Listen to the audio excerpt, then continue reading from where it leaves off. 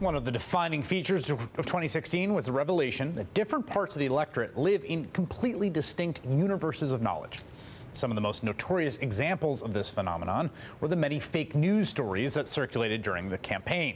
Stories like Denzel Washington endorses Donald Trump, which didn't happen, or the infamous Pizzagate conspiracy theory, which ultimately drove one credulous fake news consumer to enter a family restaurant in Washington, D.C., armed with an AR-15 rifle. It's a disturbing trend that has continued even after the election. And new polling out from Economist and YouGov reveals exactly how deep the problem really is. According to their post-election survey, 49%, almost half of self-identified Republicans, believe that it is definitely true or probably true that, quote, leaked email from some of Clinton's campaign staffers contained code words for pedophilia, human trafficking, and satanic ritual abuse. That's the basis of the aforementioned Pizzagate conspiracy. Similarly, on health insurance, only 1 in 4 Republicans believe that the number of people without health insurance has gone down during the Obama administration, a thing that is both demonstrably true and also one of the signature achievements of this administration. 52% of Republicans believe that millions of illegal votes were cast in the 2016 election, a conspiracy theory Trump baselessly pushed himself on Twitter after winning the election. And this is important, it's not just Republicans. That same poll found that more than half of self-identified Democrats think that Russia went so far as to interfere with the actual vote tallies in order to get Trump elected, something for which there is no evidence. Now, instances of voter misinformation based on partisan affiliations hardly new. From 9/11 truthers to WMD in Iraq to the Obama birther conspiracy, there are plenty of examples of myths that have pervaded one small part of the electorate over another over the past few years. But what does seem particularly new and troubling is the extent to which these kinds of lies seem to be increasing in both frequency and reach, thanks in part to the increasingly balkanized and polarized ways we live and consume information. And given that the current president-elect has made a habit of stretching or making things up that are demonstrably not true, how exactly will this epidemic of misinformation affect the way a Trump administration carries out his agenda?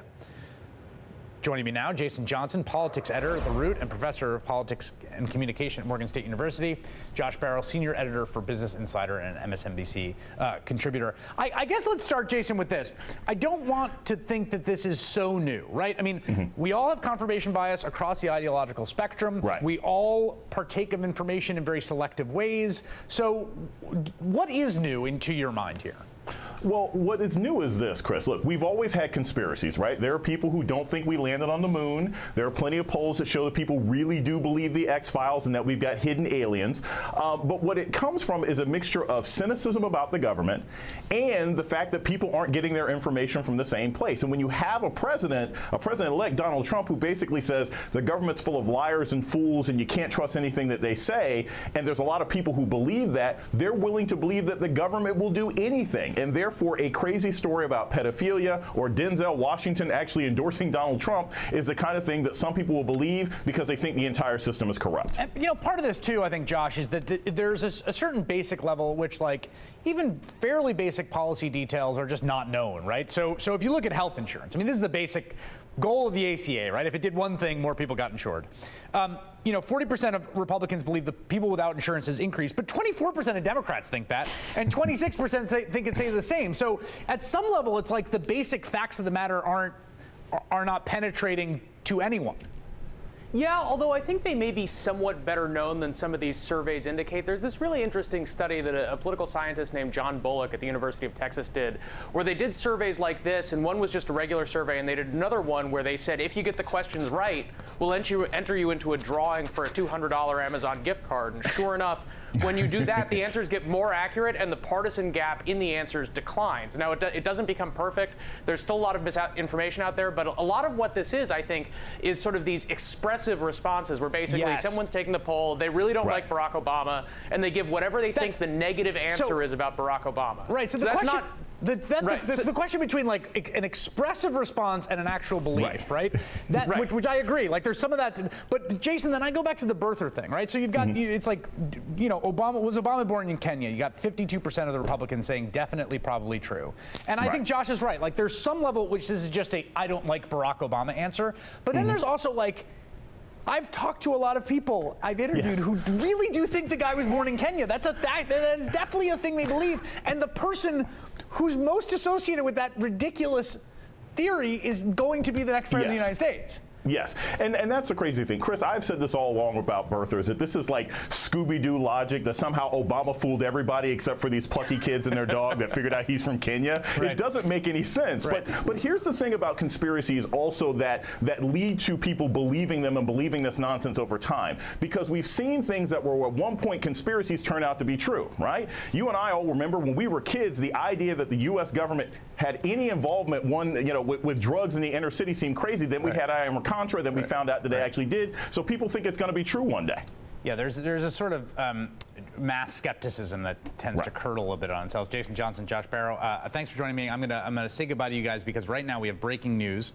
NBC News has confirmed that actress Debbie Reynolds has died at the age of 84, one day after the death of her daughter Carrie Fisher. And joining me now with more is NBC's Gadi Schwartz. And Gadi, what have you learned?